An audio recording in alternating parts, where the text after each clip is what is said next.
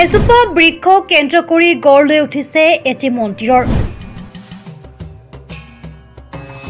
লোকবিশ্বাস গছজোপাত পূজা অৰ্চনা কৰিলে এঙাহুতা মেৰিয়ালে পূৰণ হয় মনোবাঞ্ছা। এইজোপা হিন্দাল গছৰ তলতে আৰাধনা কৰা হয় প্ৰভু শিৱক। আজি শাওন মাহৰ তৃতীয়টো সোমবাৰ। ৰাজ্যৰ প্ৰতিটো শিৱ মন্দিৰত দেখা গৈছে ভক্তৰ লানি নিচিং আহত। মনোবাঞ্ছা পূৰণৰ বাবে প্ৰভু শিৱক পূজা অৰ্চনা কৰিবলৈ ভিৰ কৰিছে ভক্তগণে। সমান্তৰালভাৱে দক্ষিণ কামৰূপৰ এখনি ঐতিহ্যমণ্ডিত শিৱধাম সেয়া হৈছে হিন্দাল প্ৰভুৰ শিৱ মন্দিৰ। হিন্দাল প্ৰভু শিৱ মন্দিৰৰ পৰা আমাৰ বিশেষ প্ৰতিবেদন। নমস্কাৰ, প্ৰাতঃটাইমলৈ আপোনালোক সকলোকে স্বাগতম জনাইছোঁ। আজি হৈছে শাওন মাহৰ তৃতীয়টো সোমবাৰ আৰু আজি ৰাজ্যৰ বিভিন্ন প্ৰান্তৰ শিৱ মন্দিৰসমূহত দেখা গৈছে ভক্তৰ লানি নিচিঙা ভিৰ। সমান্তৰালভাৱে এয়া দক্ষিণ কামৰূপৰ পলাশবাৰী সমষ্টিৰ অন্তৰ্গত হাৰপাৰাত অৱস্থিত হিন্দাল প্ৰভু শিৱ মন্দিৰতো দেখা গৈছে শিৱ ভক্তসকলৰ শিৱ আৰাধনা পূজা অৰ্চনা কৰাৰ উদ্দেশ্যে এই মন্দিৰ প্ৰাংগণত ভিৰ। মই ইয়াৰ সামগ্ৰিক পৰিৱেশ মোৰ সহযোগীক দেখুৱাবলৈ অনুৰোধ জনাইছোঁ। এয়া হৈছে হিন্দাল প্ৰভু শিৱ মন্দিৰ আৰু ইয়াত অসংখ্য ভক্তৰ লানি নিচিঙা ভিৰ পৰিলক্ষিত হৈছে।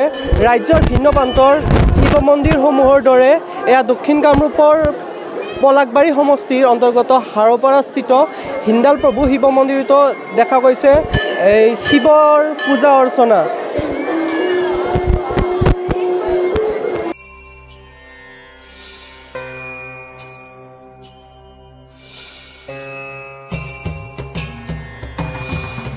এয়া হিন্দাল প্ৰভু শিৱ মন্দিৰৰ মূল যি বৃক্ষ আছে, এই বৃক্ষৰ তলত আচলতে তেওঁলোকে চাকি বন্তি জ্বলাইছে আৰু এঙাহুতা মেৰিয়াইছে তেওঁলোকৰ মনোবাঞ্ছা পূৰণ হোৱাৰ অৰ্থে। আৰু যি ইয়াত শিৱলিংগ আছে তাত ভক্তসকলে গাখীৰ ঢালা পৰিলক্ষিত হৈছে। তেওঁলোকৰ মনৰ আশা মনোবাঞ্ছা পূৰণৰ অৰ্থে শিৱক আৰাধনা কৰা এয়া পৰিলক্ষিত হৈছে। এয়া হৈছে দক্ষিণ কামৰূপৰ পলাশবাৰীৰ হাৰপাৰাস্থিত হিন্দাল প্ৰভু শিৱ মন্দিৰ।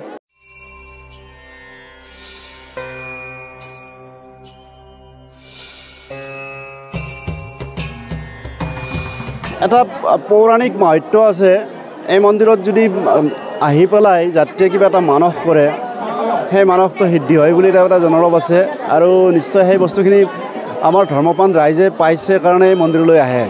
তাহানিতে এটা হেৰি আছিলে, আমাৰ এই মন্দিৰটোৰ যেতিয়া সৃষ্টি হয়, সৃষ্টিৰ মূলতে এডাল গছৰ গুৰিত সৰু এটা কুটিৰ আছিলে।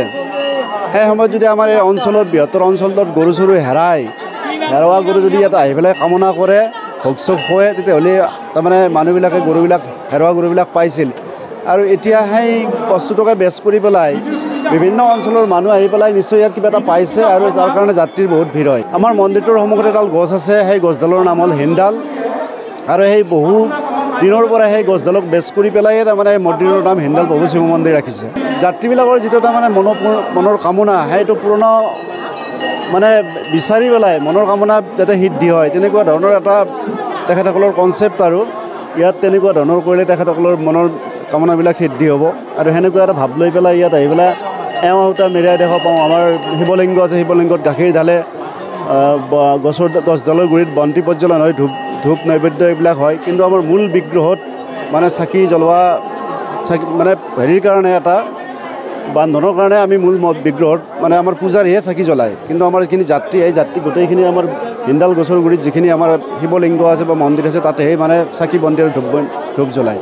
দেখিব পাব যে প্ৰত্যেকটা সোমবাৰতে এতিয়া মানুহৰ ভিৰ থাকে। আৰু যিহেতু সোমবাৰ মহাদেৱৰ জন্মদিন বুলি কয়, গতিকে এই মন্দিৰটো যিহেতু মহাদেৱক মন্দিৰে, শিৱ মন্দিৰ, আৰু সোমবাৰবিলাকত যথেষ্ট পৰিমাণৰ মানুহ হয়।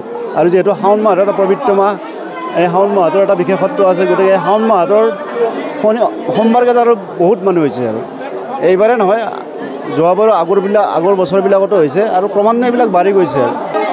প্ৰভু শিৱৰ ওচৰত বিচাৰিছোঁ আমাৰ সমাজখনৰ কল্যাণ হওক, ৰাজ্যখনৰ কল্যাণ হওক, দেশখনৰ কল্যাণ হওক, মানুহবিলাকে সুস্থ শৰীৰে থাকক, আগবাঢ়ি যাওক।